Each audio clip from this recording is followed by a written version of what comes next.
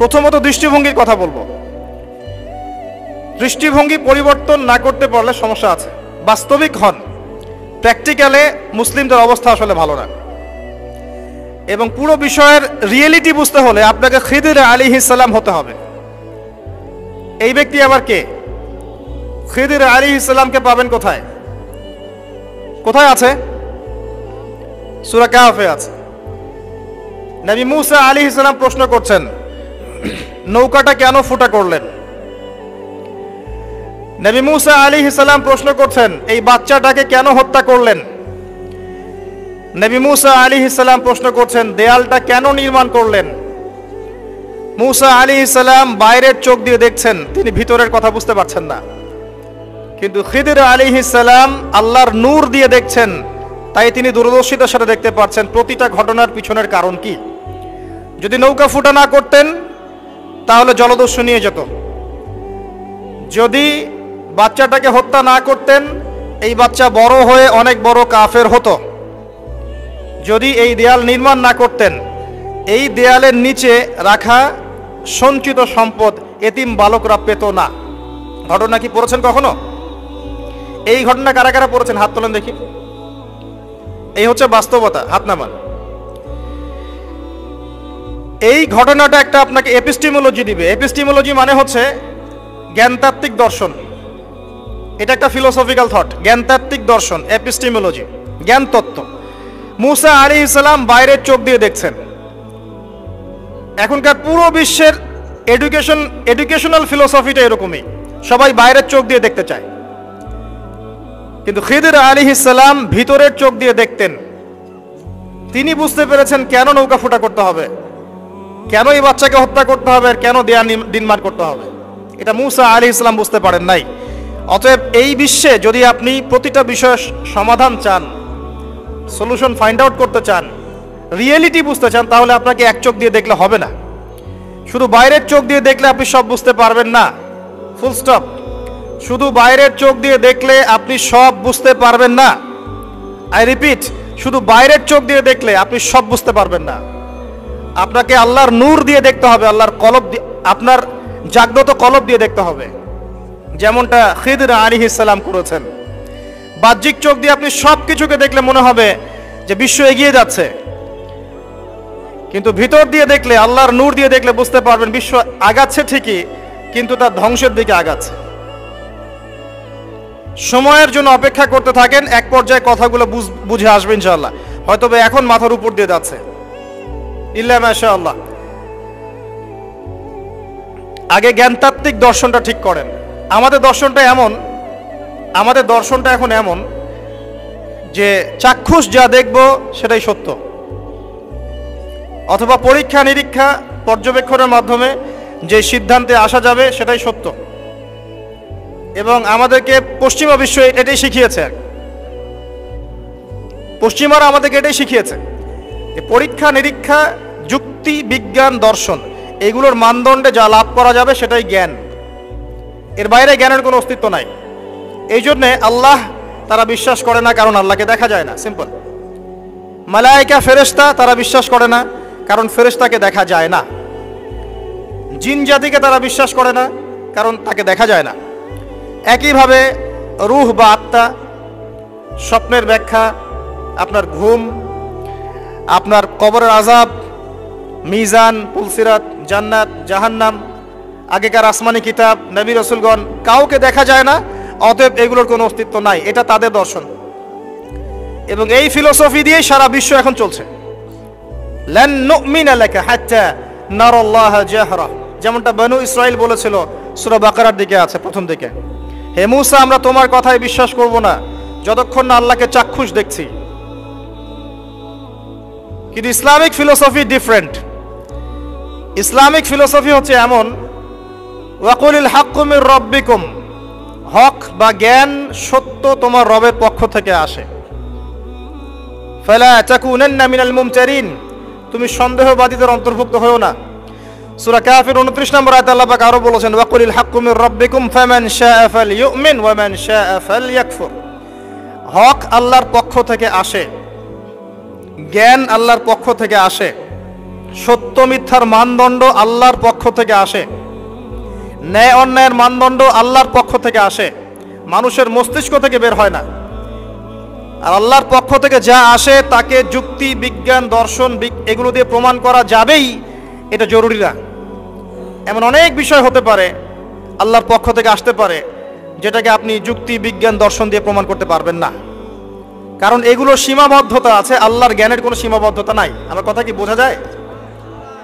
কথাগুলো হয়তো ইয়াংরা বুঝতে পারবেন। আর আমি জানি লেকচার যত আগাবে মুরব্বীরা তত উঠে চলে যাবে, আমি এটা ফিল করেছি আর কি। কিন্তু আমি এটা বিশ্বাস করি আগামী দিনের ইসলামের ধারক এবং বাহক হবেন যুবকরা ইনশাআল্লাহ, এবং যুবতীরাও, এবং আমাদের পরবর্তী জেনারেশন যারা আমাদের ছেলে বা মেয়েরা আসছে তারা, আমাদেরকে দ্বারা যদি খেদমত না হয়, কাজ না হয়, এবং আমরা যদি দায়িত্ব পালন করতে না পারি, আল্লাহ পাকের একটা সুন্নাহ আছে, সেটা হলো সূরা মুহাম্মাদের শেষের দিকে আছে, ইয়াস্তাবদিল কওমান গায়রাকুম, আল্লাহ পাক অন্য কওমকে তোমাদের জায়গায় নিয়ে আসবেন, তোমাদেরকে সরিয়ে দিবেন। আমার মতো অপদার্থ দিয়ে যদি কাজ না হয়, আল্লাহ পাক আমাদেরকে সরিয়ে দিবেন, দিয়ে অন্য বড় বড় স্কলার তৈরি করবেন ইনশাআল্লাহ। আল্লাহ পাকের সুন্নাহ আছে কিছু, ইন তানসুরুল্লাহ ইয়ানসুরুকুম, তোমরা যদি আল্লাহকে সাহায্য করো, আল্লাহর দ্বীনকে সাহায্য করো, তবেই আল্লাহর সাহায্য আসবে, অন্যথায় আসবে না। আল্লাহ পাকের সুন্নাহ, আল্লাহর সুন্নাহ এগুলা। নাসুল্লাহ ফানাসিয়াহুম, মানুষ যদি আল্লাহকে ভুলে যায়, আল্লাহও তাদেরকে ভুলে যাবে, এগুলো আল্লাহর সুন্নাহ। ইন্নাল্লাহা লা ইউগাইয়িরু মা বিকওমিন হাত্তা ইউগাইয়িরু মা বিআনফুসিহিম, আল্লাহ পাক কোন কওমের অবস্থা ততক্ষণ পরিবর্তন করেন না যতক্ষণ তারা তাদের অবস্থা পরিবর্তনের চেষ্টা করে না।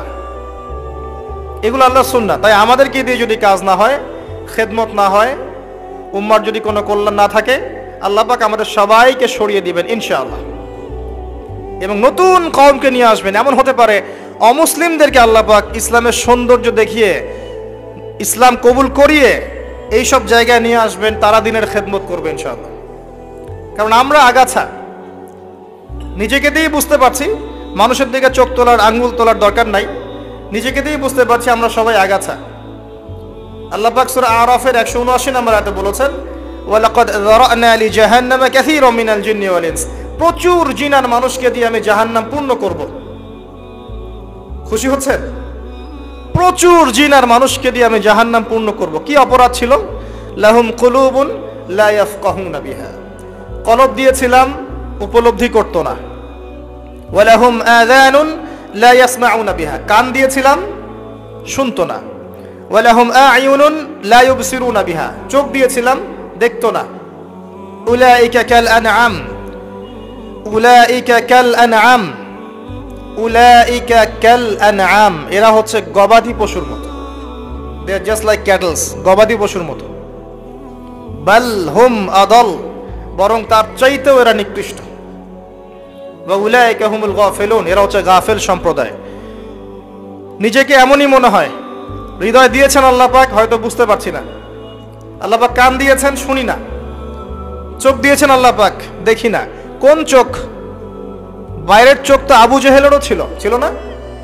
তা আবু জেহেল দেখতে পারলো না কেন? সত্য কোনটা? তার কোন চোখ অন্ধ ছিল? হৃদয়ের চোখ। আলী রাদিয়াল্লাহু আনহু আর আবু জেহেল, দুইজনকে আপনি চোখের ডাক্তারের কাছে পাঠান, চোখ টেস্ট করান, দেখবেন দুজনের বাইরের চোখ মাশাআল্লাহ 6 পারফেক্ট চোখ। এখন আবু জেহেলের কোন চোখটা অন্ধ, যে কারণে সে আলী রাদিয়াল্লাহু আনহুর মতো সত্যকে চিনতে পারলো না? উত্তর দেন। হৃদয়ের চোখ। আল্লাহ পাক এই চোখের কথা বলেছেন, ওয়ালাহুম আ'য়ুনুন লা ইউবসিরুনা বিহা, চোখ দিয়েছিলাম দেখে নাই। তারা গবাদি পশুর মতো, বরং তার চাইতেও নিকৃষ্ট। 5 বার আজানের ডাক হচ্ছে, হাইয়া আলাস সালাহ, এক ওয়াক্ত নামাজ জামাতের সাথে পড়বে না, আপনি কি একে গবাদি পশুর চেয়ে বেশি মনে করেন? নিসাব পরিমাণ সম্পদ হয়েছে বছরের পর বছর, একদিনও যাকাত দেয় নাই, আপনি কি তাকে পশুর চেয়ে বেশি মনে করেন? সুযোগ পেলেই সুদ খাবে, ঘুষ খাবে, দুর্নীতি করবে, জিনা করবে, ব্যভিচার করবে, আপনি কি তাকে মনে করেন সে পশুর চেয়ে বেটার? ছেলেদের পোশাক পরে রাস্তাঘাটে ঘুরছে, আপনি কি মনে করছেন পশুর চেয়ে বেটার? জুয়া, ক্যাসিনো, মাদকের মধ্যে ডুবে আছে, টিকটক প্রজন্ম, টিকটক প্যারালাইজড প্রজন্ম, অপদার্থ, জানোয়ারের মতো এবং একই সাথে বুদ্ধিবৃত্তিকভাবে প্রতিবন্ধী এই প্রজন্মকে দিয়ে আপনি আশা করছেন ইসলামের পতাকা নিয়ে তারা সামনে যাবে? এরা কি জন্তু জানোয়ারের চেয়ে বেটার? জীবনের কোনো উদ্দেশ্যও নাই। এই যে বাবা মা পড়াশোনা করাচ্ছে, টাকা খরচ করছে লক্ষ লক্ষ কোটি কোটি টাকা, ওর জীবনে কোনো উদ্দেশ্যই নাই। 20 বছর 25 বছর পড়াশোনা করার পরে 25টা কোরআনের আয়াত সে বলতে পারে না। এটা তো অনেক দূরের কথা, ইভেন ওযুর ফরজ কয়টা তাও বলতে পারবে না। কি আশা করছেন? ধর্মতাত্ত্বিকভাবে আমরা যারা আছি দেখবেন সত্য লিপিবদ্ধ আছে কোরআন এবং হাদিসে, তারপরেও স্বীকার করবে না। সে নিজেই হক, বাকি সব বাতিল। উম্মাকে টুকরা টুকরা করতে করতে এখন ৭৩,০০০ দলে ভাগ করে ফেলেছে। একটা ব্যক্তি যখন হেদায়েত প্রাপ্ত হয়ে ইসলামের দিকে আসতে চাইবে, সে কনফিউজড, আমি যাব কোথায়? সবাই তো আমাকে ডাকছে হ্যামিলনের বাঁশিওয়ালার মতো, আসো আমার কাছে, আসো তোমার জান্নাত দরকার, আমার কাছে আসো, জান্নাতের সার্টিফিকেট নিয়ে যাও, জান্নাতের লিজ লাগলে নিয়ে যাও। অ্যাটিটিউড এরকম। আল্লাহ পাক এমনি বলেন নাই উলাইকা কাল আনআম, এরা গবাদি পশুর মতো, বাল হুম আদল, বরং তার চাইতেও নিকৃষ্ট। আল্লাহ সুন্নাহ বলছিলাম, যদি আমাদের অ্যাটিটিউড এমন হয়, আল্লাহ পাক আমাদেরকে সরিয়ে দিবেন। আল্লাহ পাকের কিচ্ছু যায় আসে না। এর বাইরে ম্যাক্সিমাম মানুষকে দেখবেন বস্তুবাদী, শুধু পেটের চিন্তা। একটা বাড়ি, একটা গাড়ি, একটা জমি জমা, একটা চাকরি, একটা স্ট্যাটাস, আমি 3 বেলা কিভাবে খাবো, আমার পরিবার কিভাবে সিকিউর থাকবে, দ্যাটস অল। এটাই আমার লাইফের উদ্দেশ্য। ম্যাক্সিমাম আমাদের, কি দাড়িওয়ালার কি দাড়ি ছাড়া, সবারই।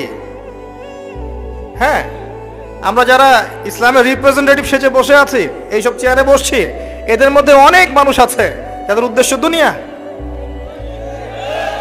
এবং আমি এটা আরো ভালো বুঝতে পেরেছি এই মাহফিল করতে এসে। তার আগে আমার এগুলো বোঝা ছিল না। এরপরে বুঝতে পেরেছি যে মানুষ আসলে দুনিয়ার নেশা এত সহজে ছাড়তে পারে না। তো কাদের হাতে আপনি ইসলামের বিজয় চাচ্ছেন? আল্লাহু আ'লাম। আমাদের দ্বারা যদি না হয়, আল্লাহ পাক সরিয়ে দিবেন। কেমন করে সরাবেন? হয়তো করোনা দিয়ে সরাবেন, তো মহামারী দিয়ে সরাবেন, আরো বড় কোনো ভাইরাস দিয়ে সরাতে পারেন, পারমাণবিক যুদ্ধ দিয়ে সরাতে পারেন। আল্লাহ পাক সরিয়ে দিবেন। আল্লাহ পাকের কোনো প্রয়োজন নাই গবাদি পশু। আমি বলি আপনাকে যে এখানে যে আল্লাহ পাক বলেছেন বেশিরভাগ মানুষকে জাহান্নামের জন্য সৃষ্টি করেছি, তাদের সংখ্যাটা আল্লাহ পাক বলেছেন সূরা সহিহ বুখারীর মধ্যে 4 বার। আল্লাহ পাক বলছেন আদম আলাইহিস সালামকে ডাকা হবে কিয়ামতের মাঠে, তাকে বলা হবে তোমার সন্তানদের মধ্য থেকে জাহান্নামীদেরকে আলাদা করে দাও। আদম আলাইহিস সালাম বলবেন কতজন হে আল্লাহ? আল্লাহ রাব্বুল আলামিন তাকে জানাবেন প্রত্যেক হাজারে, listen to me very carefully, প্রত্যেক হাজারে 999 জনকে জাহান্নামের জন্য আলাদা করে দাও। নাউযুবিল্লাহ। এটা রাসূল সাল্লাল্লাহু আলাইহি ওয়াসাল্লামের সেই হাদিসের সাথে মিলে যায় যে আমার উম্মাহ 73 দলে ভাগ হয়ে যাবে, যার মধ্যে একটা মাত্র দল জান্নাতে যাবে। মা আনা আলাইহি ওয়া আসহাবি, আমি যার উপরে আছি, আমার সাহাবীরা যার উপরে আছে। আর যারা দলে দলে বিভক্ত হয়েছে তারা সবাই এই হাদিসটা দিয়েই বিভক্ত হয়েছে। কি বুঝলেন? জান্নাতের লিজ লাগলে নিয়ে যাও, আমার কাছে জান্নাতের ডিলারশিপ আছে। ভাবখানে এরকম। কোন কোন ক্ষেত্রে আমরা আবার মানুষকে সহি করতে করতে করতে সহি ভুল পথেও নিয়ে গেছে। এখানেও সমস্যা আছে, চতুর্দিক থেকে সমস্যা। আপনার ধর্মতাত্ত্বিক দৃষ্টিভঙ্গি দেখেন, পরিবারকে দেখেন, সমাজকে দেখেন, বিশ্বকে দেখেন, প্রতিটা সেক্টরে আপনি দেখবেন অর্থনীতি, যে ফিতনাময় পরিবেশে আপনি বাস করছেন। এখানে বসে যদি তৃপ্তির ঠেকুর তোলেন যে আমার সব ঠিক আছে, ইনশাআল্লাহ আমি মরলেই জান্নাতের সার্টিফিকেট পেয়ে যাব, আমি বিনয়ের সাথে বলবো যে এটা ভুল হচ্ছে।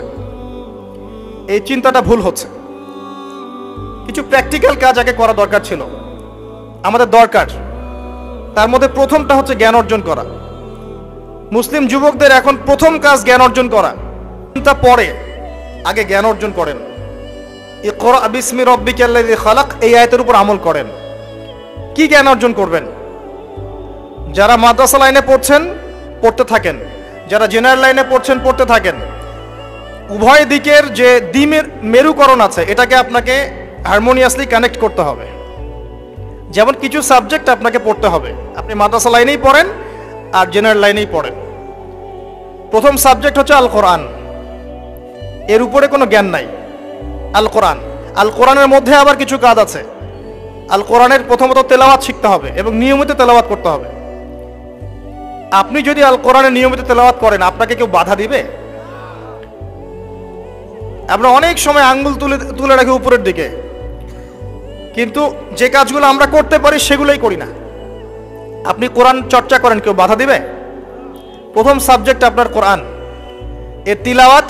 এরপরে হবে দেখবেন মসজিদে হই হুল্লা করবে, অথচ 5 ওয়াক্ত নামাজে নাই।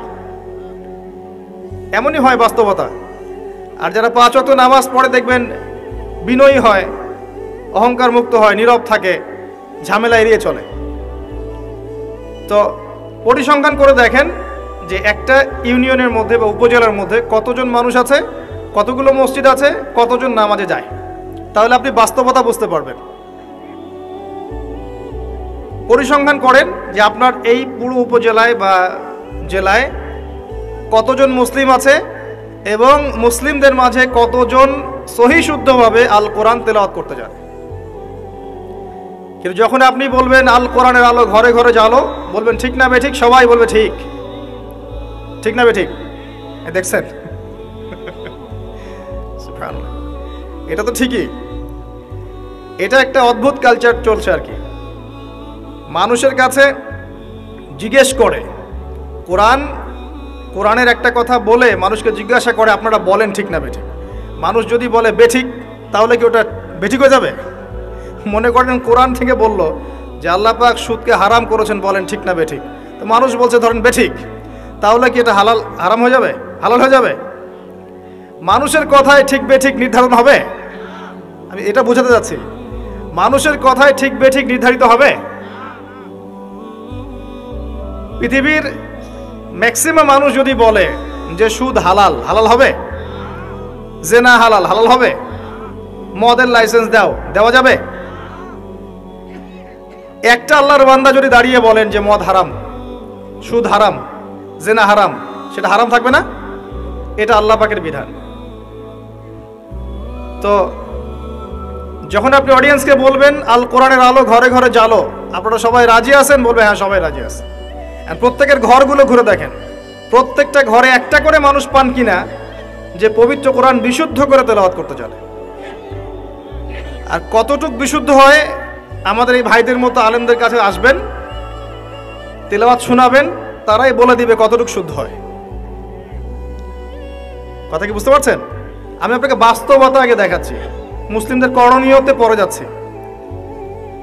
আর আপনি মাথায় রাখেন, আমরা বলি যে এটা 90% মুসলিমের দেশ।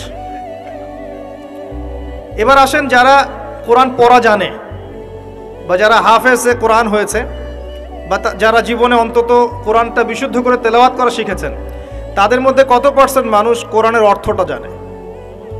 এটা আবার একটা পরিসংখ্যানের বিষয়। যারা মাদ্রাসা ব্যাকগ্রাউন্ডে পড়েন তাদের কথা ডিফারেন্ট, কিন্তু বাংলাদেশে প্রচুর মানুষ, কয়েক কোটি মানুষ কিন্তু জেনারেল ব্যাকগ্রাউন্ড থেকে আমরা পড়াশোনা করে বের হই। তাদের মধ্যে কতজন মানুষ কোরআন জীবনে পড়েছে, অর্থ বুঝেছে, বা 10টা 20টা সূরা মুখস্থ করেছে? খুঁজে বের করেন। 20-30 বছর পড়াশোনা করেও দেখবেন ওযুর ফরজ কয়টা জানে না, নামাজের ফরজ কয়টা জানে না, যাকাতের নিসাব বলতে পারবে না। জিজ্ঞাসা করেন এখন আরবি কোন মাস চলছে, বলতে পারবে না। কোনো সম্পর্কই নাই দিনের সাথে। সম্পর্ক এতটুকু, জুমার দিনে যেতে হয়, মসজিদে যাই, ইমাম সাহেব আরবি দিয়ে জানে কি কি বলে, শুনি, 2 রাকাত নামাজ পড়ে খোরমা দেয়, নিয়ে চলে আসি। সমস্যাটা এরকম সংস্কৃতি। তো কোরআন কেন্দ্রিক চিন্তা করেন। আবার দেখেন যারা কোরআন আমরা টুকটাক বুঝি ভাঙাচোরা, আমরা আবার কোরআনের আদেশ এবং নিষেধ কতটুকু মেনে চলি, এটা একটা বড় বিষয়। যারা আমরা কোরআন হাদিস কিছুটা বুঝি, তারা আবার কোরআনের আদেশ মানে কিনা, নিষেধ বর্জন করে কিনা, এটা আরেকটা বড় বিষয়। বাস্তবতা এমন, বাস্তবতা দেখবেন কতগুলো ফ্যামিলি পান যে ফ্যামিলিগুলোর মধ্যে পর্দা কায়েম আছে। খুঁজে দেখেন, আপনি নিজের পরিবার থেকে শুরু করেন, আমি আমার পরিবার থেকে শুরু করি, আপনি আপনার থেকে শুরু করেন, আপনার আত্মীয়দেরকে দেখেন, বংশকে দেখেন, সমাজকে দেখেন, আপনি খুঁজে পাবেন কতগুলো পরিবার পাবেন যেখানে পর্দার বিধান কায়েম আছে। পরিবারের মেয়ে পর্দা করে, মা পর্দা করে, বোন পর্দা করে, অল্প সংখ্যক, ইল্লা মাশাআল্লাহ। হ্যাঁ, এমনও পরিবার আছে যেই পরিবারের সদস্যরা জীবন চলে গেলেও পর্দা ছাড়বে না, এমনও আছে। এমনও পরিবার আছে পরিবারের প্রত্যেক সদস্য আলেম। এমনও পরিবার আছে যে নামাজ না পড়লে পরিবারে ভাত দেওয়া হয় না, এমনও আছে। এগুলোর সংখ্যা কত? নিতান্তই কম, নিতান্তই কম। বাস্তবতায় আসেন আপনি, বাস্তবতায় এমন এগুলোর সয়লাভ চলছে। আবার একটা বড় ইস্যু বলি, মুসলিমদের কথা বলছি। আপনি প্রত্যেকটা পরিবারের জরিপ চালিয়ে দেখেন কতগুলো পরিবারে হালাল রিজিক ঢুকছে। হালাল রিজিক, মাথার ঘাম পায়ে ফেলা হালাল রিজিক পরিবারে ঢুকছে, হালাল খেয়ে পরিবার পরিজন জীবনযাপন করছে। কতটা পরিবারে? ম্যাক্সিমাম পরিবার সুদখোর, ম্যাক্সিমাম। যে আমি নিজেকে সুদ থেকে মুক্ত মনে করছি,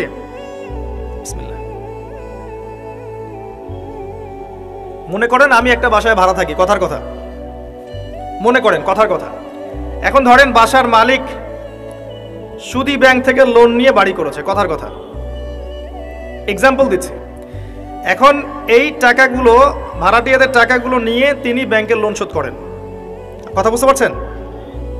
আর একবার লোন নিলে তো শোধ করা চারটাখানি কথা না, চক্রবৃদ্ধি হারে বাড়তে থাকবে। এটাই ওদের উদ্দেশ্য ছিল, রক্ত চুষে খাওয়া, সাক। যার ফলে ধনী ধনী হতে থাকে, গরিব আস্তে আস্তে আরো গরিব হতে থাকে। আর আমি অনেকদিন বলেছি এটা মায়ের সাথে জেনা করার মতো পাপ, এবং আল্লাহ এবং তার রাসূলের সাথে যুদ্ধ করার মতো পাপ। দলিল আপনি সহিহ বুখারী খোলেন আর সূরা বাকারা পড়েন। সহিহ বুখারীতে আরও আছে 36 বার জেনা করলে যে গুনাহ হয়, 1 দিরহাম সুদ খেলে সেই গুনাহ হয়। এখন মনে করেন আমি রেন্ট দিচ্ছি, বা আরও 10 জন রেন্ট দিচ্ছে, এই রেন্টগুলোকে তিনি একত্রিত করে ঋণ শোধ করছেন সুদের। ইনডাইরেক্টলি, পরোক্ষভাবে আমি নিজেও সুদের সাথে সম্পৃক্ত হয়ে গেলাম। আমি কি বুঝাতে পারছি? যারা এগুলো থেকে সম্পূর্ণ পবিত্র থাকতে চাবে তাদের গায়েও সুদের ছিটাফোঁটা এসে লাগবে। এটা সেই আখিরুজ্জামান, এটা ওই যুগ না।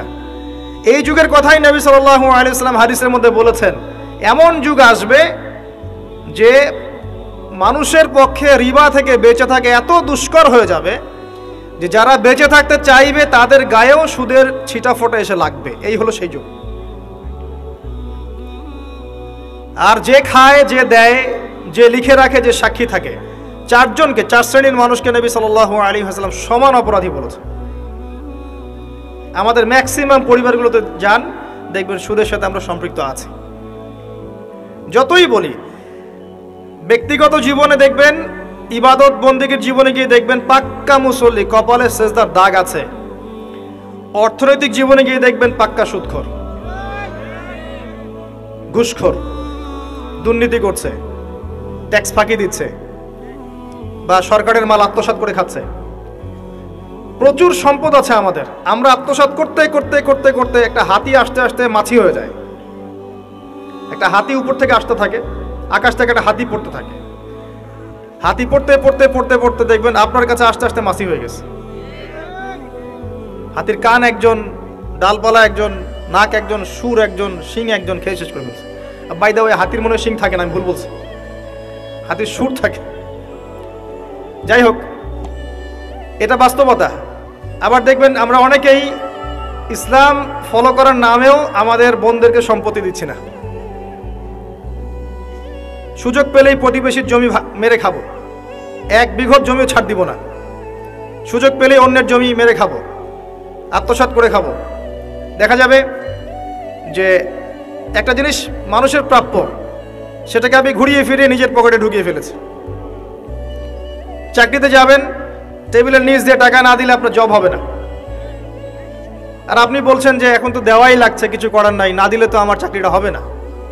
মানে এটা আপনি ঘুরিয়ে জায়েজ করলেন আর কি। আবার কিছু দাড়িওয়ালা মুফতি সাহেবও থাকবেন, দেখা যাবে বলবে হ্যাঁ এটা করা যায়, কারণ এখন তো এই যুগে চলছে, ওটা না করলে তুমি তো চাকরি পাবা না। ঘুরিয়ে ফিরিয়ে সিচুয়েশন এমন করেছি আমরা, বাস্তবতা এমন। এখানে আইওয়াস শোডাউনের প্রশ্নই ওঠে না। মানে এখানে ইসলামের বেসিক জিনিসগুলোর বালাই নাই। উঁচু উঁচু বিষয়গুলো অনেক দূরের পথ, অনেক দূরের পথ। জিহাদ ফি সাবিলিল্লাহ, ইসলামী খিলাফা, কিতাল ফি সাবিলিল্লাহ, ইসলামী হুকুমত, আল্লাহর জমিন, আল্লাহর দিন প্রতিষ্ঠা, উঁচু স্কেলের কথা, অনেক উঁচু স্কেলের কথা। নিচু স্কেলগুলো তো দেখাচ্ছি আপনাকে, নিচু স্কেলগুলো। 5 ওয়াক্ত সালাত এটা এমন একটা বিষয় ছিল উম্মার মধ্যে যে একজন মুসলিম 5 ওয়াক্ত সালাত পড়ে না এটা চিন্তাই করা যেত না। শতাব্দীর পর শতাব্দী এমন জেনারেশন চলে গেছে যারা 5 ওয়াক্ত নামাজ পড়তো না, মুসলিম পরিবারের সন্তান, এটা কল্পনাও করা যেত না। এখন অ্যাভেলেবেল, ঘরে ঘরে দেখবেন বেনামাজিদের ভর্তি। মুসলিম মেয়েরা পর্দা করবে না এটা কল্পনাও করা যেত না। এখন ঘরে ঘরে দেখবেন জিন্স আর গেঞ্জি, জিন্স আর গেঞ্জি, ছেলেদের পোশাক পরে রাস্তাঘাটে ঘুরছে। ইভেন গ্রামগুলোতেও, গ্রামে অনেক সময় এমন এমন দৃশ্য দেখা গেছে চোখে, দেখে আমরা মনে করতেছি আমরা কি ঢাকা শহরে আছি নাকি, নাকি নিউ ইয়র্ক। আবার গ্রামের মেয়েরা আবার অত্যাধুনিক, কপি করতে করতে দেখা যায় অনেক সময় শহরের মেয়েদেরকে হার মানিয়ে ফেলে। এটা কল্পনায় ছিল না যে মেয়েরা এমন পোশাক পরে ঘোরে। মুসলিম পরিবারের মানুষ কোরআন তেলাওয়াত করতে পারে না, এমনটা হিস্ট্রিতে কখনো ছিল না, খুব কম, রেয়ার। এখন এসে দেখবেন এটা অ্যাভেলেবেল, ঘরে ঘরে দেখবেন কোরআন পড়তে পারে না। কোরআন তেলাওয়াতের কথা বলছি, এবারত তো অনেক দূরের কথা। এবারত বুঝতে তো আরো 10 বছর লাগবে। তারপরে হাদিসের কিতাব, ফিকহের বই, ইসলামের ইতিহাস, ইসলামিক অর্থনীতি, জিওপলিটিক্স, অনেক দূরের পথ। আমি শুধু নর্মাল কোরআন তেলাওয়াতের কথা বলছি, বিশুদ্ধ করে। একটা মক্তবের বাচ্চার যে যোগ্যতা, দেখবেন জেনারেল পড়ুয়া বিবিএমবিএ করে বের হয়েছে, ওর সেই যোগ্যতা নাই কোরআনের ক্ষেত্রে। একটা মাদ্রাসার ছোট ক্লাসের বাচ্চা, ক্লাস 5-6-এ পড়ে, দেখবেন কোরআন যেভাবে পড়তে পারে, একজন বাইরে থেকে ডিগ্রি নিয়ে আসছে সেটা পড়তে পারে না। এরপরেও সে বলছে আমি শিক্ষিত, এবং সেখান থেকে পাশ করে এসে বলছে যে ইসলাম এই যুগে চলে না, ওই যুগে চলতো। পর্দার বিধানগুলো আসলে ওই যুগে ভালো ছিল, এই যুগে এগুলো চলে না। এটা এগিয়ে যাওয়ার যুগ, এটা কো এডুকেশনের যুগ, এবং এটা হচ্ছে ফ্রি মিক্সিংয়ের যুগ। ফ্রি মিক্সিং বোঝেন তো? নারী পুরুষ একসাথে চলবে, মাহারাম গায়রে মাহারাম একাকার, এটার নাম ফ্রি মিক্সিং। যেমনটা আপনার স্কুলে চলছেন, কলেজে চলছেন, ইভেন জব সেক্টরেও চলছেন, প্রতিটা সেক্টরেই চলছেন, ইভেন পলিটিক্যাল ক্ষেত্রেও চলছেন ফ্রি মিক্সিং। মিছিল করছেন, সামনে মহিলা, পিছনে আপনি, ফ্রি মিক্সিং।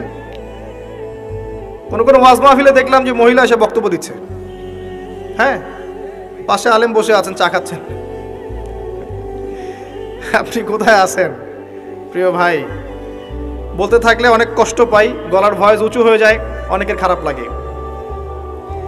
কিন্তু কিছু বিষয় না বললে হক আদায় হয় না, আল্লাহর কাছে জবাবদিহি করতে হবে তখন। এই জন্য কিছু বাস্তবতা আপনাকে বোঝানোর চেষ্টা করছি, এবং এর মধ্যে ইনশাআল্লাহ আমি কিছু সলিউশন আপনাকে দেওয়ার চেষ্টা করব, নিজেকে এবং আপনাকেও। আমি যা বলছি আল্লাহ পাক সবার আগে আমাকে আমল করার তৌফিক দান করুন, পরে আপনাদেরকে তৌফিক দান করুন। বলাটা অনেক সহজ, করাটা খুব কঠিন। আল্লাহ পাক এটাই বলেছেন সূরা সফের মধ্যে, লিমা তাকুলুনা মা লা তাফআলুন, তোমরা এমন কথা কেন বলো যা তোমরা নিজেরা করো না। কাবুরা মাকতান ইনদাল্লাহি আন তাকুলু মা লা তাফআলুন, আল্লাহর কাছে অত্যন্ত নিকৃষ্ট এই কাজটা যে তোমরা নিজেরা করো না কিন্তু মানুষকে বলবে। আমি মেরাজের সময় একটা হাদিস মনে করাই আপনাদেরকে। এখন মেরাজের সময় চলছে, আপনারা হয়তো মেরাজ পার করেছেন। তো এখানে নবী সাল্লাল্লাহু আলাইহি ওয়াসাল্লাম কিছু শাস্তি দেখে এসেছিলেন। তার মধ্যে একটা শাস্তি ছিল এমন যে এক শ্রেণীর মানুষের জিহ্বাকে আগুনের কেচি দিয়ে কেটে দেওয়া হচ্ছে। আমরা বলি নাউযুবিল্লাহ। নবী সাল্লাল্লাহু আলাইহি ওয়াসাল্লাম জিজ্ঞাসা করলেন এরা কারা? তাকে বলা হলো এরা আপনার উম্মতের সেই সব ব্যক্তি যারা ছিল উম্মতের বক্তা এবং দায়ী এবং আলেম, এই টাইপের মানুষ আর কি, যারা মানুষকে অনেক সুন্দর সুন্দর কথা বলতো, নিজেরা আমল করতো না। আল্লাহ পাক আমাদেরকে হেফাজত করুন। আমি অনেস্টলি বলছি, আমি যা জানি, যতটুকু আল্লাহ পাক আমাকে জ্ঞান দিয়েছেন, এর 30% আমি আপনাদেরকে বলতে পারি না। 30-40% আমি আপনাদেরকে বলতে পারি না যা আমি জানি, আর আমি খুব কমই জানি। আপনি যত পড়াশোনা করবেন, যত বড় বড় আলেম ওলামার কাছে গিয়ে পড়ে থাকবেন, আপনি তত ফিল করবেন যে আপনি কিছুই জানেন না। আর আপনি যত চটি বই পড়ে মৌলানা হয়ে যাবেন, দু চারটা অনুবাদ পড়ে হাদিসের বলবেন আমি মুফতি হয়ে গেছি, তখন আপনার কাছে মনে হবে আমি অনেক জানি, আমার চেয়ে বড় জ্ঞানের কে আছে, আমি হকের ডিলার, আমি জান্নাতের ডিলার, আসো লিজ লাগলে নিয়ে যাও। ভাবখানা এরকম। তো আমি 30-40% বলতে পারি না, আর যতটুকু পারি তার মনে হয় 50-60% আমল করতে পারি না। যদি এখানে কোনো গজব আসে, আল্লাহ পাকের আল্লাহ না করুক, তাহলে সবার আগে উচিত হবে আমার এখান থেকে চলে যাওয়া, হয়তো আমার কারণেই গজবটা এসেছে। শোনেন, আমাদের সবাইকে বেসিক জিনিসগুলো ঠিক করতে হবে। আমি একটা আয়াত দিয়ে আপনাদেরকে সামনের দিকে নিয়ে যাচ্ছি। আল্লাহ রাব্বুল আলামিন বলেছেন, ইয়া আইয়ুহাল্লাযীনা আমানু, হে মুমিনগণ, আলাইকুম আনফুসাকুম, তোমরা নিজেদের নফসের খবর নাও, নিজেদের নফসকে ঠিক করো, নিজে ভালো হও। যেভাবেই আপনি ব্যাখ্যা করেন অর্থটা এমন, নিজে আগে ভালো হও, নিজের নফসকে ঠিক করো, নিজের নফসের খবর নাও। লা ইয়াদুররুকুম মান দাল্লা ইন ইহতাদাইতুম, তোমরা যদি হেদায়েতের উপর থাকো তাহলে অন্যরা যদি পথভ্রষ্ট হয়ে যায় তোমার কোনো ক্ষতি হবে না তোমাদের, ইনশাআল্লাহ। ইলাল্লাহি মারজিউকুম জামিআন, তোমরা সবাই আল্লাহর কাছে ফিরে যাবে একদিন। ফায়ুনাব্বিউকুম, অতঃপর তিনি তোমাদেরকে জানিয়ে দিবেন, বিমা কুনতুম তা'মালুন, যে আমল তোমরা করতে। এই আয়াত দিয়ে সে অ্যারাবিক ল্যাঙ্গুয়েজের মধ্যে নাহু সরফ শিখতে হবে। মাদ্রাসা যে ক্লাসিক্যাল বইগুলো আছে সরফের এবং নাহুর, এসো আরবি শিখি, আবু তাহের মেজবা শাইখের যে কোর্সগুলো আছে, বরেণ্য ওলামায়ে কেরাম যারা আছেন কওমি মাদ্রাসার এবং যারা অ্যারাবিক সেকশনে খেদমত করছেন, এদের কাছে গিয়ে পড়ে থাকেন, পড়ে থেকে অ্যারাবিকটা শেখেন। অ্যারাবিক শিখলে আপনি কোরআনের অর্থটা বুঝতে পারবেন। আর কোরআনের অর্থ না বুঝলে আল্লাহর নূর আপনার কলবে আসবে না। কোরআনের অর্থ না বুঝলে আল্লাহ নূর কোশ্চিন কালেও আসবে না, আপনি খিদির হতে পারবেন না। এবং এই কোরআন কোনো সাম্প্রদায়িক বই নয়, এটা সবার জন্যে।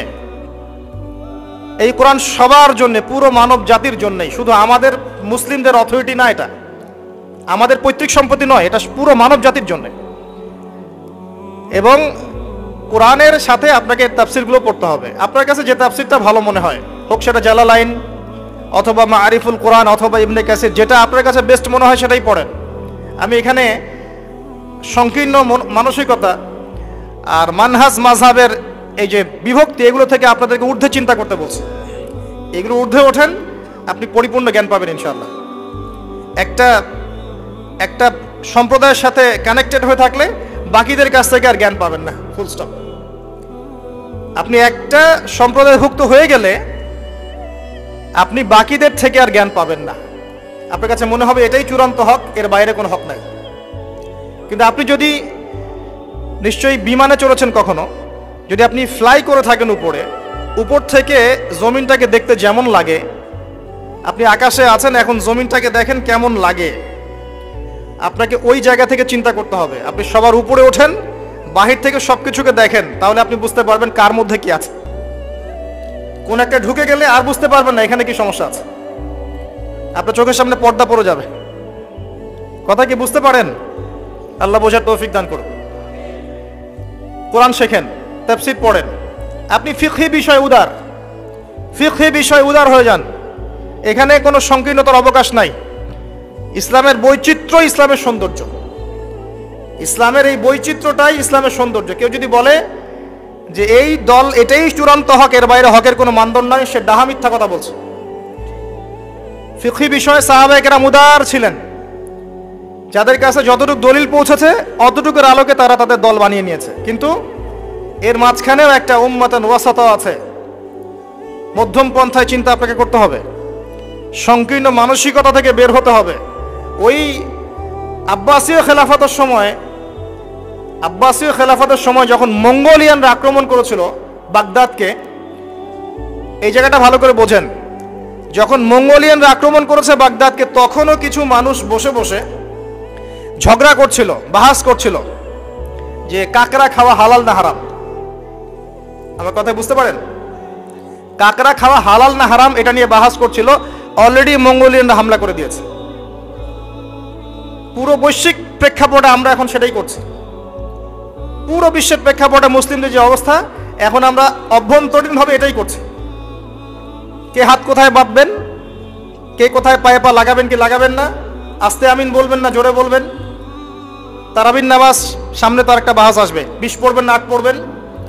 ঈদের নামাজ কত তাকবীরে পড়বেন ইত্যাদি। যে মাসআলাগুলোকে নিয়ে সাহাবায়ে কেরামের যুগ থেকে শুরু করে ইখতিলাফ চলে আসছে, এগুলো নিয়ে আমরা কিয়ামত পর্যন্ত ইখতিলাফ করতেই থাকবো, বলেন ঠিক তাই না? এটাই করছি আমরা। এবং সারা বিশ্বের প্রেক্ষাপটে আমাদেরকে আজকে চতুর্দিক থেকে গলার মধ্যে রশি পেঁচিয়ে টান দেয়া হয়ে গেছে, খালি ফাঁসির কাস্টে ঝোলা বাকি এখন আমাদের। উদাহরণটা এভাবে দিতে পারি আমি, যারা বোঝার তারা বুঝবেন ইনশাআল্লাহ। সমুদ্রের ধারে দাঁড়িয়েছেন কখনো? অনেকে দাঁড়িয়েছেন, ওখানে কিছু চোরাবালি থাকে, আছে চোরাবালি আছে। এই চোরাবালিতে কেউ যদি ডুবে যায়, দেখা যায় যে আস্তে আস্তে তার হাঁটু, তারপরে তার কোমর, তারপর বুক আস্তে আস্তে ডুবতে থাকে। আমাদের অবস্থাটা এখন এমন হয়েছে যে প্রথমে আমাদের উম্মাহ এই দেহটা একটা চোরাবালিতে পড়েছিল, পরে তার প্রথমত টাকনু পর্যন্ত ডুবেছে, সে হাত পা ছোড়াছড়ি করছে, আমাকে বাঁচাও, আমাকে উঠাও। চারপাশে উম্মার অনুসারী মানুষরা ছিলেন, তারা বলছে নড়াচড়া করবেন না, নড়াচড়া করবেন না, নড়াচড়া করলে আরো ডুবে যাবেন, ওইভাবে থাকেন। উম্মাহ বেচারা এভাবেই ছিল। তারপর আস্তে আস্তে আস্তে আস্তে তার হাঁটু পর্যন্ত ডুবে গেল। সে অস্থির হয়ে ছটফট করছে, আমাকে বের করো, আমাকে বের করো, আমি ডুবে যাচ্ছি। আশপাশের মানুষ বলছে রিল্যাক্স, নড়াচড়া করবেন না, নড়াচড়া করলে আপনি ডুবে যাবেন। এভাবে আস্তে আস্তে কোমর, আস্তে আস্তে বুক, এখন গলা পর্যন্ত ডুবে গেছে। এখনো উম্মাহ চিৎকার করছে, আমাকে বের করো, আমাকে বের করো, আমি ডুবে যাচ্ছি। আশপাশের মুসলিমরা বলছে নড়াচড়া করতে যায় না, নড়াচড়া করতে যায় না, ওইটাও ডুবে যাবে। কে টেনে তুলবে একে? এখন যারা আশপাশে আছে এই দুরবস্থায় এবং এই দায়িত্ব পালন করে নাই, আল্লাহ পাক অচিরে তাদেরকে সরিয়ে দিবেন ইনশাআল্লাহ, কোনো সন্দেহ নাই। নতুন কোনো কওম আসবে ইনশাআল্লাহ, নতুন কোনো প্রজন্ম আসবে ইনশাআল্লাহ, যারা এই উম্মাহটাকে আবার তুলবে ইনশাআল্লাহ। এবং আমরা জানি, আমরা আখিরুজ্জামান স্টাডি করে দেখেছি যে বিশ্বের সামনে এমন সময় আসবে যখন ঈসা ইবনে মারিয়ামকে আল্লাহ পাক নামাবেন, এবং এই বিষয়ে কোনো সন্দেহ নাই। আর ন্যাটো যদি চেষ্টা করে তাকে থামাতে পারবে না। কথা বুঝতে পারেন নাই? পৃথিবীর কোনো শক্তি তাকে আটকাতে পারবে না। আল্লাহ পাক এটা বলে দিয়েছেন, সিরিয়ার দামেস্কের সাদা মিনারের উপরে 2 জন ফেরেশতার কাঁধে ভর করে ঈসা ইবনে মারিয়ামকে আল্লাহ পাক পাঠাবেন। হাদিস এভাবে এসেছে, তার চুলগুলো ছিল ব্রাউন কালার এবং অনেক কাঁধ পর্যন্ত লম্বা। চুলগুলো দিয়ে টপ টপ করে পানি পড়তে থাকবে, দেখে মনে হবে মুক্তা ঝরে পড়ছে। এত স্পেসিফিকলি কোন কিতাবে বলা থাকতে পারে, কোন রিলিজিয়নের মধ্যে থাকতে পারে ইসলাম ছাড়া? ইসলামই তো সেই রিলিজিয়ন যেখানে আপনি হায়েজ নিফাসের মাসআলা পাবেন, পররাষ্ট্রনীতিও পাবেন। অন্য কোথাও আছে? ঈসা ইবনে মারিয়ামের চুল দিয়ে টপ টপ করে পানি পড়তে থাকবে, এটা পর্যন্ত বলা আছে। এবং আল্লাহ পাক বলেছেন, তার রাসূলের মাধ্যমে জানিয়েছেন সাল্লাল্লাহু আলাইহি ওয়াসাল্লাম, যে ঈসা ইবনে মারিয়াম প্যালেস্টাইনের বাবেলুদ নামক জায়গায় মাসিহুদ দাজ্জালকে হত্যা করবে ইনশাআল্লাহ। এবং এখান থেকে, ওই জেরুজালেম থেকে তিনি পুরো বিশ্বে ইসলামী খেলাফা বাস্তবায়ন করবেন। এটা কত বছর পর? এটা ননসেন্স প্রশ্ন। এটা কত বছর পর? এই প্রশ্নটা হচ্ছে এমন প্রশ্ন যে আদম আলাইহিস সালাম আর হাওয়া আলাইহিস সালাম যে গাছের ফল খেয়েছিলেন, ওই গাছের নাম কি? এই প্রশ্ন যেমন ভিত্তিহীন, ননসেন্স প্রশ্ন, এরকমই ননসেন্স প্রশ্ন হচ্ছে কত বছর পর এটা হবে। এটা দিয়ে আপনার কি দরকার? কত বছর পর হবে এ দিয়ে আপনি কি করবেন, আমি কি করব? কারণ আমরা তো অপদার্থ, আগাছা, আমাদের সাথে এগুলো সাথে কি? আমাদের তো বেসিকই ঠিক নাই।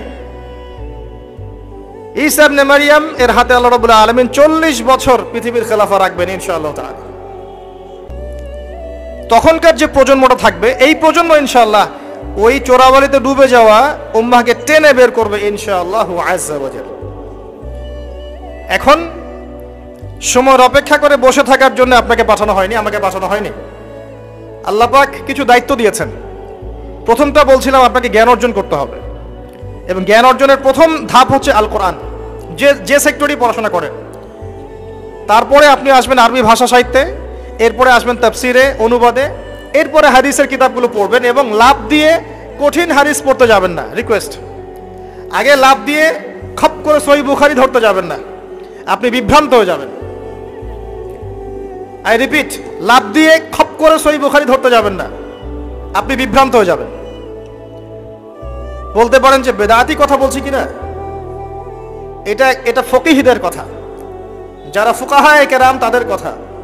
কারণ লাভ দিয়ে কেউ MBA পড়তে পারে না, লাভ দিয়ে কেউ মেডিকেল সায়েন্সের বই পড়তে পারে না, এক লাফে কেউ এই যে ডক্টরেট করতে পারে না, পারে?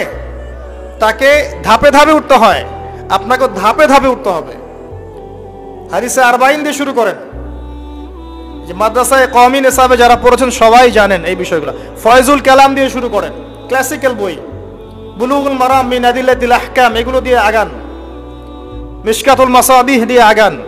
মিশকাত পড়তেই তো দাঁত ভেঙে যায়, এত সহজ মনে করেছেন? 2-4 পাতা হাদিস পড়ে নিজেকে মুফতি মনে করবেন না। ক্লাসিক্যাল বইগুলো অনেক কঠিন, এবং যারা আলেম ওলামা হয়েছেন এমনি এমনি হন নাই, সুদীর্ঘ পথ পাড়ি দিয়ে আলেম হয়েছেন। যখন আপনি কম জানবেন তখন মনে হবে যে আমি অনেক জানি, যখন বেশি জানবেন মনে হবে কিচ্ছু জানি না। আমার কথা বুঝতে চেষ্টা করেন। যখন কম জানবেন মনে হবে অনেক জানি, আমি পণ্ডিত, এটা হালাল, এটা হারাম, এটা জায়েজ, এটা নাজায়েজ। যত বেশি জানতে থাকবেন, যত বেশি আলেম ওলামার সোহবতে পড়ে থাকবেন, দেখবেন আপনি কিচ্ছু জানেন না। এবং যত দিন যাচ্ছে আমি নিজেকে এই জায়গায় ফিল করি যে আমি আসলে কিছুই জানি না। এবং আমি যেখানে বসে কথা বলছি, রাতের অন্ধকারে আমার কান্না আসে যে আমি যে এখানে বসে কথা বলছি, তাহলে উম্মার কি অবস্থা বোঝা আমার শেষ। কথা বুঝতে পারছেন না? এখানে বসা উচিত ছিল এমন মানুষের যাদের হাতে ইসলামের বিজয় হবে। সেখানে আমার মতো নগণ্য মানুষ বসে আছে, তার সাথে একটা ছবি তোলার জন্য মানুষ হুমড়ি খেয়ে পড়ছে। তারা চিন্তা করেন বাস্তবতা কি জিনিস। আল্লাহ পাক আমাদেরকে বুঝ দান করুক। প্রত্যেকটা ঘরে ঘরে একটা করে ইসমাইলের মতো ছেলে তৈরি করেন আলাইহিস সালাম। প্রত্যেকটা ঘরে ঘরে একটা ওমর এবং খালিদের মতো ছেলে তৈরি করেন। মারিয়াম, আয়েশা রাদিয়াল্লাহু আনহুমা তাদের মতো করে মেয়ে তৈরি করেন। আজকে থেকে 50 বছর পর একটা রেজাল্ট পাবেন ইনশাআল্লাহ। ইসলামের বিজয় হুট করে হবে না। আল্লাহ পাকের সিস্টেম, সুন্নাহ হচ্ছে আল্লাহ পাক হঠাৎ করে কিছু করেন না। রাত থেকে দিন হয়, ধীরে ধীরে হয়। দিন থেকে রাত হবে, ধীরে ধীরে হবে। ধাপ করে রাত হয় না, ধাপ করে দিন হয় না। আর আমরা এটা আশা করে বসে আছি যে ধাপ করে মনে হয় ইসলাম বিজয় হয়ে যাবে, জি না? ঈসা ইবনে মারিয়ামের সেই সময় আসতেও দেখবেন অনেক পর্যায়ে পার হবে। বিশ্ব এই অবস্থা থাকবে না, 1/3 মানুষই থাকবে না, ডেড। এবং কে জানে আগামী 10 বছরের মধ্যে নাও থাকতে পারে, আল্লাহু আলাম। যা শুরু হয়েছে বিশ্বে, যারা আমাদেরকে হিউম্যানিটি শিখাতো, এক সময় মানবতা শিখাতো, এরাই দেখবেন এখন অমানবিক আচরণ করছে। এটা ওপেন সিক্রেট। যারা আমাদেরকে মানবতার ধ্বজাধারী হয়ে আমাদেরকে মানবতা শেখায়, আমরা যদি বাধ্য হয়ে কারো কাছে, বহির্বিশ্বের কাছে ঋণ চাই, আমাদেরকে নিয়ে ঠাট্টা মশকরা করে। আর এগুলো এখন সব মিডিয়াতে আসে, আমাদেরকে কিছু মনেই করে না। অ্যারোগেন্ট জাতি এই পশ্চিমারা। আল্লাহ পাক এমন কলিউশন লাগিয়ে দিবেন যে ওরা আপোষে মারামারি করে শেষ হয়ে যাবে, দেখে নিন। আল্লাহ পাক এমন কলিউশন লাগিয়ে দিবে যে পুরো ওই জায়গাটা ধসে যাবে। পৃথিবীর 3টা বড় বড় ভূমিকম্প বাকি আছে এখনো, তার মধ্যে একটা হবে পশ্চিমা বিশ্বে, আর একটা অবশ্য পূর্ব দিকে যেখানে আমরাও থাকি, আরেকটা হচ্ছে আমাদের আমিরুল মুমিনিনদের দেশে, দুবাই, আরব কন্টিনেন্ট। তারা আমাদের এখন আমিরুল মুমিনিন না? অনেক মানুষ তাই মনে করেন যে আরবিতে কথা বললেই আমিরুল মুমিনিন, কাবাঘর একটু ঘষা মাজা করলেই আমিরুল মুমিনিন। সুবহানাল্লাহ। আপনি এক চোখ দিয়ে দেখেছেন, আপনার ভিতরের চোখ অন্ধ। ইসরায়েল পুরো জায়গা ক্যাপচার করে ফেলবে অচিরেই ইনশাআল্লাহ তাআলা, নাকের ডগায় বসেই। এবং মুসলিমরা মেনেও নিবে সেগুলা, তার সাথে বন্ধুত্ব করে ফেলবে এবং সে ডমিনেট করবে পুরো আরব বিশ্বকে। চ্যালেঞ্জ করলাম, দেখে নিন ইনশাআল্লাহ তাআলা। আপনি এখন অন্ধ। ইমামুল মাহদি যখন আসবে তখন দেখবেন তার উপরেই চাপ সৃষ্টি করা হবে। ইমামুল মাহদিকে নিঃসন্দেহে সন্ত্রাসী বলা হবে যদি ওই সময় মিডিয়াগুলো থাকে। এবং মুসলিমরাই এগুলো ঢোল পিটাবে, দেখে নিয়েন। এক শ্রেণীর মুসলিম বের হয়ে যাবে তখনও, যখন বলবে যে ইমামুল মাহদি খারেজি, এটাও বলবে। অপেক্ষা করতে থাকেন, জ্ঞান অর্জন করেন প্রিয় ভাই। হাদিসের কিতাবের কথা বলছিলাম, আগে বড় জায়গায় যায়েন না, মিশকাত শেষ করেন, আস্তে আস্তে ইবনে মাজাহ যান, তিরমিজিতে যান, আবু দাউদ পড়েন, নাসাই পড়েন, পরে যান বুখারী মুসলিমে। তখন কি ইনশাআল্লাহ আপনি বুঝতে পারবেন। আর এই পড়াশোনা করবেন কোথায়? একা একা? বাজার থেকে যাব, পাবলিকেশন থেকে বই কিনবো, আরবি এবারত জবরজেদ পেশ দিয়ে আছে, পড়বো, বাংলা অনুবাদ পড়বো, মুফতি হয়ে যাবো, তাই নাকি? শুকরান। কে বলেছেন কথাটা? শুকরান। ওস্তাদ লাগবে, ওস্তাদ। মুফতি তকি উসমানী, আল্লামা তকি উসমানী জামাত বারাকাতুহু, তার একটা কিতাব আছে তাসাউফ ও আত্মশুদ্ধি। এই পুরো বইটা তিনি একটা আয়াত দিয়ে লিখেছেন এবং তিনি বোঝাতে যাচ্ছেন যে এই আয়াতের মধ্যে সমস্যা এবং সমাধান দুটোই আছে। উম্মার সমস্যা এবং সমাধান দুটোই আছে। সমস্যা কি? আল্লাহ পাক যে বলেছেন আলাইকুম আনফুসাকুম, তোমরা নিজেদেরকে ঠিক করো, আগে নিজেদের নফসকে ঠিক করো। আমরা উল্টা কাজ করি, নিজেকে ঠিক না করে মানুষকে ঠিক করতে চাই। আমার কথা কি বুঝতে পারছেন? আমরা প্রত্যেকেই নিজেকে ঠিক না করতে গিয়ে আগে মানুষকে ঠিক করতে চাই। এটা সবচেয়ে বড় সমস্যা। এতে করে যা হয় যে আমার সমাজ সংস্কারমূলক কাজে আসলে কোনো প্রতিফলন ঘটে না, কারণ আমি তো নিজেকেই ঠিক করতে পারি না। এবং সলিউশনটাও এখানে হচ্ছে এই যে আগে নিজের জান বাঁচাতে হবে। কু আনফুসাকুম, নিজে আগে জাহান্নামের আগুন থেকে বাঁচো, ওয়া আহলিকুম নারা, তারপর পরিবার বর্গকে বাঁচাও। ইয়া আইয়ুহাল্লাযীনা আমানু, হে মুমিনগণ, ইত্তাকুল্লাহ হাক্কা তুকাতিহ, আল্লাহকে ভয় করো, ভয় করার মতো ভয় করো। ওয়ালা তামুতুন্না ইল্লা ওয়া আনতুম মুসলিমুন, পরিপূর্ণ মুসলিম না হয়ে তোমরা মৃত্যুবরণ করো না। নিজেকে আগে মুসলিম হতে হবে, নিজেকে আগে মুমিন হতে হবে, নিজেকে আগে নিজের নফসকে ঠিক করতে হবে, তারপর অন্যকে কথা। এরপর পরিবার। নিজেকে ঠিক করার জন্য কি কি দরকার? আসেন বাস্তবতায় আসেন। নিজেকে ঠিক করার জন্য প্রথমে দরকার জ্ঞান অর্জন। কি দরকার ভাই? জ্ঞান অর্জনের জন্য কিছু সাবজেক্ট আছে, কিছু কনস্ট্রাকটিভ কথা শোনেন। সাবজেক্ট আছে, আপনাকে আগে আল কোরআন পড়তে হবে 1 নাম্বার, 2 নাম্বার আপনাকে হাদিস পড়তে হবে, 3 নাম্বার আপনাকে ফিকহ পড়তে হবে, 4 নাম্বার আপনাকে ইসলামের হিস্ট্রি পড়তে হবে, ইতিহাস, 5 নাম্বার ইসলামের অর্থনীতি পড়তে হবে, 6 নাম্বার ইসলামিক ফিলোসফি পড়বেন, 7 নাম্বার রাসূল সাল্লাল্লাহু আলাইহি ওয়াসাল্লামের জীবনী পড়বেন, সাহাবায়ে কেরামদের জীবনী পড়বেন, 8 নাম্বার শিখবেন। এরকম কিছু সাবজেক্ট। জিওপলিটিক্স পড়বেন। এর পাশাপাশি জেনারেল লাইনে যা যা পড়ছেন এগুলো পড়েন, কোনো সমস্যা নেই। কিছু সাবজেক্ট আছে, জ্ঞান অর্জন করেন। আর এই জ্ঞান আল্লাহর পক্ষ থেকে আসবে।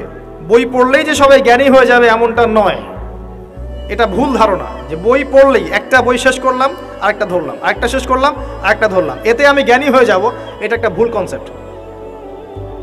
সবসময় মনে রাখবেন ভাই, জ্ঞান আল্লাহর পক্ষ থেকে আসে। জ্ঞান আপনি হাজারো চেষ্টা করলেও ওই বিষয়ের বুঝ আপনার ভিতরে নাও আসতে পারে। আল্লাহ বলেছেন ওয়াকুলিল হাক্কু মির রাব্বিকুম, হক সেটাই যেটা তোমার রবের পক্ষ থেকে নাজিল হয়। জ্ঞান সেটাই যা তোমার রবের পক্ষ থেকে নাজিল হয়। ফামান শাআ ফালইউমিন, যার ইচ্ছা হয় সে ঈমান নিয়ে আসুক, ওয়ামান শাআ ফালইয়াকফুর, যার ইচ্ছা হয় সে অস্বীকার করুক। ইন্না আ'তাদনা লিয-যালিমিনা নারান, আমি জালেমদের জন্য আগুন প্রস্তুত করে রেখেছি। জ্ঞান আল্লাহর পক্ষ থেকে আসে, তবে একটা সিস্টেম আছে। এই সাবজেক্টগুলো পড়তে হবে, পড়ে ওলামায়ে কেরামের কাছে গিয়ে বুঝতে হবে। একা একা বোঝা যাবে না। একা একা বুঝতে গেলে আপনি বিভ্রান্ত হয়ে যেতে পারেন। এখানেই সোহবতের প্রশ্নটা আসবে যে আপনাকে হকপন্থী আলেম ওলামার সাথে থাকতে হবে। আপনি থাকলে তাদেরকে দেখেও দিনটা শিখবেন। একজন ব্যক্তি যার মধ্যে সুন্নত আছে তাকে দেখে আপনি সুন্নত শিখতে পারেন। দেখবেন আমরা যারা স্কুল কলেজ বিশ্ববিদ্যালয়ে পড়াশোনা করেছি, আমাদের অনেক টিচার ছিল, ফেভারিট টিচার, পছন্দের টিচার। আমরা ওদেরকে কপি করতাম। তাদের চিন্তা, তাদের চেতনা, তাদের চলাফেরা, ওঠা বসা, পোশাক আশাক আপনার মধ্যে ঢুকে গেছে, ঢুকে নাই? তারা দীর্ঘদিন আপনাদেরকে পড়িয়েছেন, দর্শন শিখিয়েছেন, ফিলোসফি শিখিয়েছেন, ভালো মন্দ ডিল করতে শিখিয়েছেন। পরে তাদের বুঝে আপনি জগৎকে বুঝেছেন। আমার কথা কি বোঝা যায়? ওস্তাদ এমন একটা জিনিস, একইভাবে যদি আপনি হকপন্থী উলামায়ে কেরামের কাছে থাকেন, তাদেরকে দেখেন, তাদের সোহবতে যান, পড়াশোনা করেন, আপনি তাদের কাছ থেকেও দেখে অনেক কিছু শিখতে পারবেন। আর এভাবেই সাহাবায়ে কেরাম রাদিয়াল্লাহু আনহুম আজমাইন নবী সাল্লাল্লাহু আলাইহি ওয়াসাল্লামকে দেখে দিন শিখেছিলেন। তারা কিন্তু বাসায় গিয়ে বই পড়ে দিন শিখেন নাই। আমার কথা কি বুঝেন? তারা কিন্তু বাসায় গিয়ে বই পড়ে দিন শেখেন নাই। এখন আমরা কতজন আলেম ওলামার কাছে যেতে চাই? যেতেই চাই না। বইপত্র অ্যাভেলেবেল, বাসায় পড়বো, জ্ঞানী হয়ে যাব, তাই না? আবার মাশাআল্লাহ দেখা যায় অল্প কিছুদিন পড়াশোনা করে এটা সহি, এটা জয়ীফ, এটা জাল, এটা মাউজু, এটা অমুক, এটা তমুক, এগুলো ফতোয়া শুরু করে দেয়। অথচ সহি জয়ীফের খবরই জানে না সে, কোনটা সহি হয় কোনটা জয়ীফ হয়।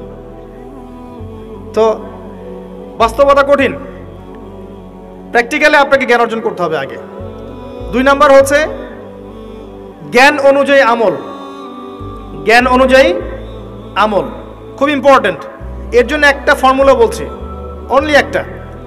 আপনি আপনার জীবনের প্রতিটা কাজ রাসূলুল্লাহ সাল্লাল্লাহু আলাইহি ওয়াসাল্লামের সুন্নাহ মতো করার চেষ্টা করেন। পারবেন? পারা যাবে ইনশাআল্লাহ। প্রতিটা কাজ, রাত হয়েছে ঘুমাতে যাবেন, ঘুমান নবীর সুন্নাহ মতো, ওঠেন তার সুন্নাহ মতো, বাথরুমে যান তার সুন্নাহ মতো, বের হন তার সুন্নাহ মতো, খান তার সুন্নাহ মতো, পরিবারের সাথে সময় কাটান তার সুন্নাহ মতো, নামাজ পড়েন তার আদর্শে, যাকাত দেন, সওম রাখেন, মুআমালাত করেন, আপনি আমর বিল মারুফ নাহি আনিল মুনকারের কাজ করেন, দ্বীনের প্রতিষ্ঠার কাজ করেন, তার মতো করে আল্লাহর পথে দাওয়াত দেন। প্রতিটা কাজে তার সুন্নাহ ফলো করলে আপনার পুরো জীবনটাই ইবাদত হয়ে যাবে ইনশাআল্লাহ তাআলা, ইনশাআল্লাহ তাআলা। আর এটার জন্যই আল্লাহ পাক আমাদেরকে সৃষ্টি করেছেন। মনে আছে ওই আয়াতটা, সূরা যারিয়াত 59 নম্বর আয়াত, ওয়ামা খালাকতুল জিন্না ওয়াল ইনসা ইল্লা লিয়াবুদুন, আমি জিন আর মানুষকে শুধুমাত্র আমার ইবাদত করার জন্যই সৃষ্টি করেছি। কি করলে প্রত্যেকটা কাজ ইবাদত হবে? রাসূলুল্লাহ সাল্লাল্লাহু আলাইহি ওয়াসাল্লামের সুন্নাহ মতো চললে পরে হবে ইনশাআল্লাহ। পারা যাবে ইনশাআল্লাহ। বেসিকগুলো ঠিক করেন, এবং এগুলো প্রাইমারি লেভেলের কাজ। এগুলো না করে বড় স্বপ্ন দেখা ঠিক না। আর আমরা স্বপ্ন দেখব না এমন নয়, বড় স্বপ্ন দেখবেন, বড় স্বপ্নের চেষ্টা করবেন, সব ঠিক আছে, কিন্তু ভিত্তিহীনভাবে নয়। একটা বাড়ি গঠন করব 10 তলা 20 তলা, ঠিক আছে, ফাউন্ডেশন ঠিক না করে নয়, আগে ভিত্তি দিতে হয়, এবং ভিত্তিতেই বেশি টাকা খরচ করতে হয়। কথা কি বোঝা যায়? এগুলো ইসলামের ভিত্তি। আমল করেন জানা অনুযায়ী, আল্লাহ পাক তৌফিক দান করুন। আর সামনে একটা সিজন আসছে আমলের, আল্লাহ পাক যেন আমাদের সবাইকে সেই রমাজান পর্যন্ত পৌঁছে দেন, আল্লাহুম্মা আমিন। এবং সেখানে বেশি বেশি আমল করে গুনাহ মাফ করিয়ে নেওয়ার তৌফিক দান করেন, আমিন। রমাজান হবে আমাদের সবচেয়ে সৌভাগ্যের সময় ইনশাআল্লাহ। এখানে আমাদের যত পাপ, এর জন্য আল্লাহর কাছে কান্নাকাটি করতে হবে। এখানে কিছু কথা বলি, আমি যদিও বলেছি আগের লেকচারগুলোতে, রমাজানের আগেই রমাজানের পরিকল্পনা করে ফেলতে হয়। আপনার নামাজের টার্গেট করে নেন, ইভেন জীবনে কত রাকাত নামাজ কাজা করেছেন হিসাব করে নেন, চেষ্টা করেন কাজাগুলো আদায় করার জন্য। যদিও বা খালেস তওবা করলে আল্লাহ মাফ করে দিতে পারেন, তারপরে অনেক স্কলার বলেছেন যদি কেউ আদায় করতে চায় সে করতে পারে, আল্লাহ খুশি হবেন ইনশাআল্লাহ। হিসাব করে দেখেন, আপনার 10 বছরের নামাজ কাজা আছে, 15 বছর 20 বছরের নামাজ কাজা আছে। কি করবো এগুলো নামাজের? আল্লাহর কাছে মাফ চাবো, ইনশাআল্লাহ আল্লাহ মাফ করে দিবেন, এটা একটা অপশন। যদি না করেন, এই নামাজগুলোর কাফারা কে দিবে? এই নামাজগুলো কি টাকা পয়সা হিসাব করে হুজুরকে খাওয়ালে হবে? এখন এক নতুন একটা সুন্নত বের হয়েছে, মানুষ মারা গেলে হুজুরকে ডেকে বলে আমার আব্বা 10 বছর নামাজ পড়ে নাই, হুজুর কত টাকা দিলে নামাজগুলো কাজা হবে? হুজুরও বলে হ্যাঁ, প্রত্যেক নামাজের জন্য যদি 500 করে দেন, আমি ওয়াক্ত ওয়াক্ত হিসাব করে পড়ে দিব। তো এদিকে 2 দিক থেকে তার লাভ, সে অর্থ পেল, নামাজ পড়লো, তার নিজের নেকি হলো, তার বাবার কিছুই হলো না। তো এভাবে কি হবে? আদায় করতে হবে। আরেকটা সহজ বুদ্ধি আছে, একটা না 2টা। আল্লাহ পাক আমাদেরকে তৌফিক দান করুন। জামাতে নামাজ পড়া। যখন আপনি জামাতে 1 ওয়াক্ত নামাজ পড়ছেন, আপনি 25 বা 27 ওয়াক্তের নেকি পাচ্ছেন। এখানে আপনি ক্যালকুলেশন মিলাতে পারবেন। একটা হচ্ছে বেশি বেশি নফল নামাজ পড়া, ফরজের ঘাটতিগুলো আল্লাহ পাক নফল দিয়ে পূরণ করবেন ইনশাআল্লাহ। আরেকটা অপশন আছে, ওমরা করা, কেন বললাম ওমরা করা? ওমরা করতে গেলে আপনি কাবা ঘরে হারামে নামাজ পড়বেন, আবার যদি আপনি মদিনা জিয়ারত করতে যান সেখানেও কিন্তু নববীতে নামাজ পড়বেন। সেখানে 1 রাকাত নামাজ পড়লে আপনি 1000 রাকাতে নেকি পাচ্ছেন, নাকি ভাই ঠিক বলছি না? 1 রাকাতে, নববীতে 1 রাকাতে 1000 না 50,000, 2টা হাদিস আছে। যাই হোক, অনেক বেশি নাকি হবে।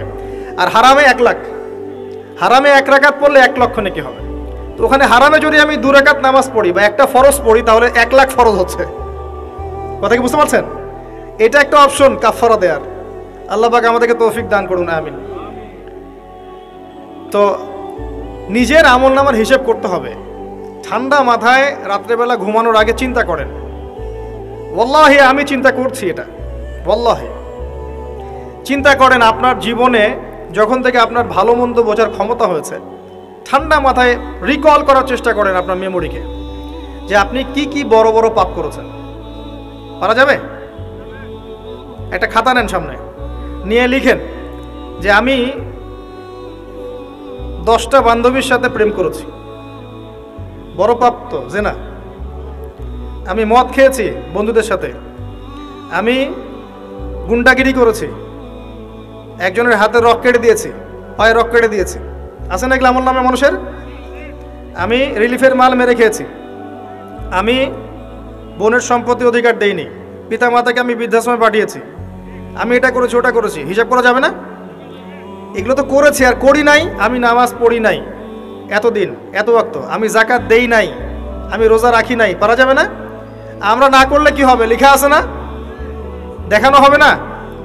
সে ব্যক্তি বুদ্ধিমান যে নিজের হিসাব নিজে নিয়ে নিল দুনিয়ায়। এই জায়গায় আসেন, নিজের হিসাব নিজে নিয়ে নেন দুনিয়ায়। এবার আপনি দেখবেন যে আপনার আমার পাপগুলো 2 ভাগে বিভক্ত। একটা হচ্ছে আল্লাহর সাথে জড়িত, আর একটা মানুষের সাথে জড়িত। আল্লাহর সাথে যেগুলো জড়িত, ইনশাআল্লাহ 2 রাকাত নামাজ, অনলি 2 রাকাত নামাজ, ওযু করে এসে মুখলেস ভাবে আদায় করে চোখের পানি ফেলে দিয়ে শেষ রাতে আল্লাহকে বলা, আল্লাহ আমি এই পাপ করেছি, আল্লাহ আমাকে মাফ করুন। আল্লাহ রাব্বুল আলামিনের জন্য এটা মুহূর্তের ব্যাপার, আপনার সমস্ত পাপকে আল্লাহ পাক নেকি দিয়ে পরিবর্তন করে দিবেন ইনশাআল্লাহ। সূরা ফুরকানের শেষের দিকে আছে, ইল্লা মান তাবা ওয়া আমানা ওয়া আমিলা আমালান সালিহান ফাউলাইকা ইউবাদদিলুল্লাহু সাইয়্যাতিহিম হাসানাত। যারা তওবা করবে, ঈমান নিয়ে আসবে এবং আমলে সালেহ করবে, আমি আল্লাহ তাদের সমস্ত গুনাহগুলোকে নেকি দিয়ে পরিবর্তন করে দিব ইনশাআল্লাহ। আর এক শ্রেণীর পাপ পাবেন, সেটা হলো বান্দার সাথে জড়িত। এটা আল্লাহর কাছে মাফ চেয়ে লাভ নাই। আমাকে এসে বলতে হবে, ভাই আপনাকে গালি দিয়েছি, মাফ করে দেন। আমার আপনার কাছে গিয়ে বলতে হবে, ভাই আপনার গীবত করেছি, আমাকে মাফ করে দেন। আপনি আরেক ভাইয়ের কাছে গিয়ে বলবেন, ভাই আপনার টাকা আমি মেরে খেয়েছিলাম, টাকা নেন, শোধ করে নেন। প্রতিবেশীকে বলতে হবে, ভাই জমি নিয়ে নেন, জমি আমি মেরে খেয়েছিলাম। জনগণের সামনে এসে বলতে হবে, এই যে চালের বস্তা তোমাদের ছিল, আমি মেরে খেয়েছি, নিয়ে নাও। এত সহজ না। না হলে এগুলো কিয়ামতের মাঠে জমা থাকবে এবং পুলসিরাতে তারা দাঁড়িয়ে থাকবে। যখন আপনি আমি অনেক নেকি নিয়ে উঠবো, আল্লাহ পাক বলবেন নেকি দিয়ে দাও। কেন দিব? কারণ অমুককে গালি দিয়েছো, অমুকের টাকা নিয়েছো, ফেরত দাওনি, অমুকের কাছ থেকে অমুককে অপবাদ দিয়েছো, অমুকের সম্পত্তি মেরে খেয়েছো, অমুকের জমি মেরে খেয়েছো, ইত্যাদি ইত্যাদি। এখন তোমার নেকি দিয়ে ওদেরকে শোধ করো। তোমার আমলনামা থেকে নেকি সব চলে যাবে, আর ওর আমলনামা থেকে গুনাহ আপনার আমলনামায় চলে আসবে। বলেন নাউযুবিল্লাহ। আল্লাহ পাক পরকালে আমাদেরকে যেন বান্দার সাথে জড়িত হক নিয়ে না ওঠান, আমিন। একটা দোয়া করতে পারেন, আল্লাহুম্মা কফিনি বিহালালিকা আন হারামিক ওয়া আগনিনি বিফদলিকা আম্মান সিওয়াক। আশা করা যায় আল্লাহ পাক আপনার দুনিয়ার ঋণ দুনিয়ায় শোধ করে দিবেন ইনশাআল্লাহ। কি দোয়া বললাম? আল্লাহুম্মা কফিনি বিহালালিকা আন হারামিক ওয়া আগনিনি বিফদলিকা আম্মান সিওয়াক। হিসনুল মুসলিম বইটা পড়েন।